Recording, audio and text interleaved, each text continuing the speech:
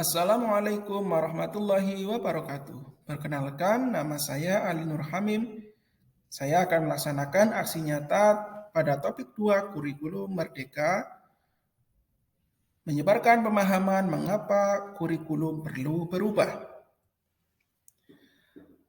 Sebelumnya, apa itu kurikulum? Dalam Undang-Undang Nomor 20 Tahun 2003 Pasal 1 Ayat 19 disebutkan bahwa kurikulum adalah seperangkat rencana dan pengaturan mengenai tujuan, isi, dan bahan pelajaran, serta cara yang digunakan sebagai pedoman penyelenggaraan kegiatan pembelajaran untuk mencapai tujuan pendidikan tertentu.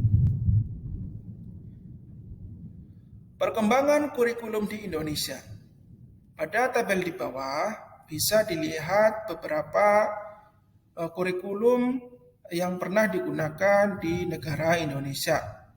Dimulai dari kurikulum yang pertama sampai dengan kurikulum 2013. Peran dan fungsi kurikulum.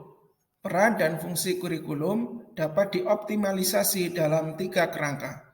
1. Mewariskan nilai dan budaya masyarakat yang relevan dengan masa kini. 2. Mengembangkan sesuatu yang dibutuhkan saat ini dan masa depan. Ketiga, menilai dan memilih sesuatu yang relevan atau kontekstual sebagai kontrol sosial. Fungsi kurikulum merupakan pedoman guru dan siswa agar terlaksana proses belajar mengajar yang baik dalam rangka mencapai tujuan pendidikan. Perlukah kurikulum diubah?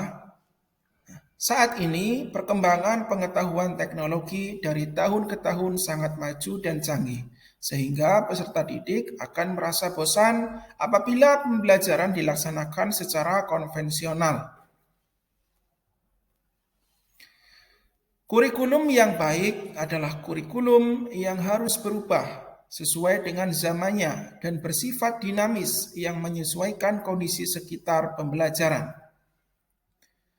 Lalu, mengapa kurikulum perlu diubah? Yang pertama adalah agar kurikulum itu relevan dengan perkembangan zaman.